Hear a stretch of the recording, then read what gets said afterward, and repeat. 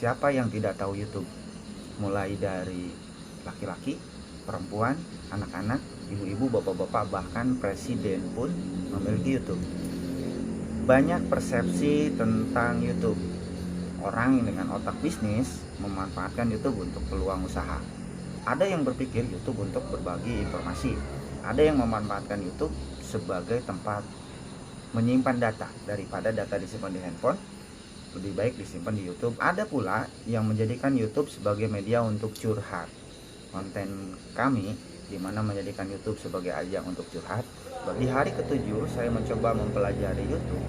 Ternyata banyak hal-hal dan kendala-kendala yang dialami. Dari berbagai sumber saya merangkum, dari berbagai orang saya bertanya, ternyata disimpulkan bahwa kendala-kendala tersebut adalah sebagai berikut.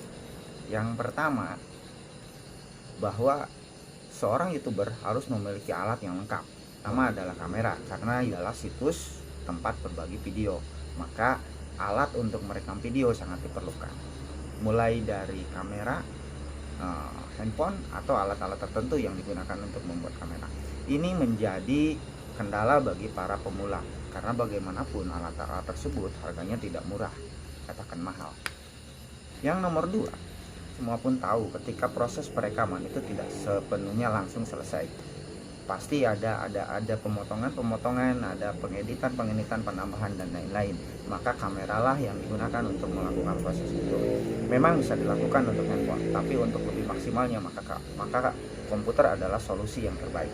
Selain komputer, alat-alat pendukung lainnya seperti alat untuk merekam suara agar suara terdengar lebih merdu, lebih enak didengar, voice, dan bebas dari reduksi suara yang dari luar.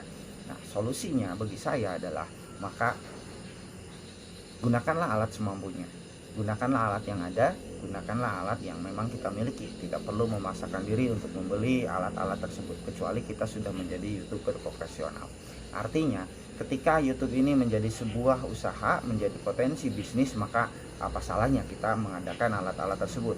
Tapi ketika memang kita hanya untuk curhat, untuk iseng-iseng, ya gunakanlah alat semampunya dan alat seadanya. Masalah yang kedua yang dihadapi adalah konten. Konten itu mungkin semacam tema, topik, atau bahasan yang ada di dalam video kita. Konten itu semacam topik, tema, atau hal-hal yang dibicarakan di dalam video kita. Bisa memancing, memasak, belajar, musik, ceramah, atau apapun. Artinya segala sesuatu apa yang dilakukan itu bisa menjadi konten. Cuma yang jadi kendala selalu kesulitan untuk mencari konten tersebut.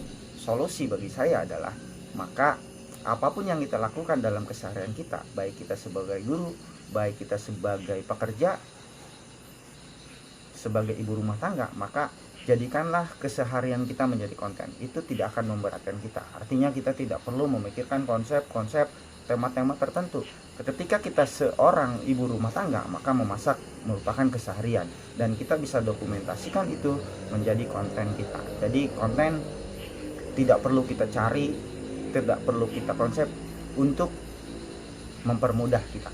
Kecuali tadi kita sudah menjadi sebuah studio home production dan itu konsep kontennya memang benar-benar dipersiapkan.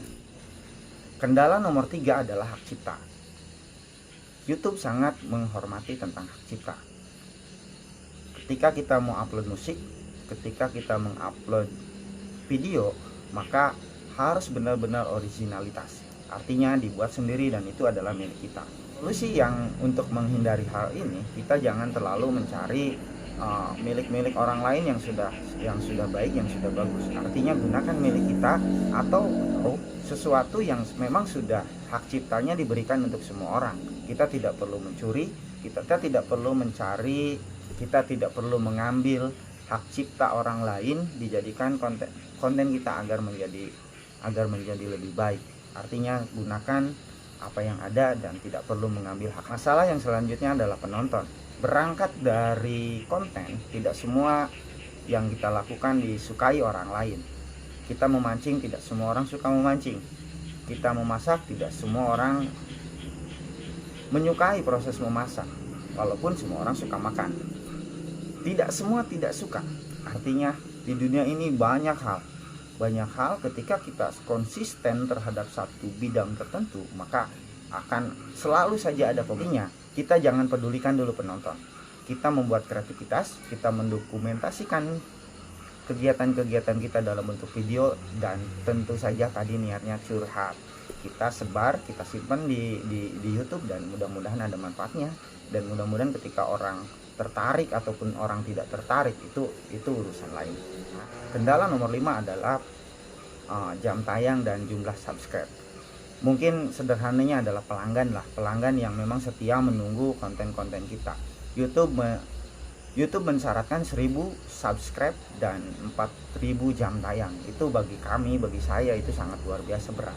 Saat ini di hari ke-10 saya hanya memiliki 64 subscribe dan 54 jam tayang. Tapi bagi saya masalah.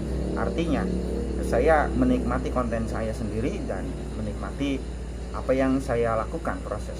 Adapun nanti itu akan berkembang dan bertambah, itu menjadi prioritas kita.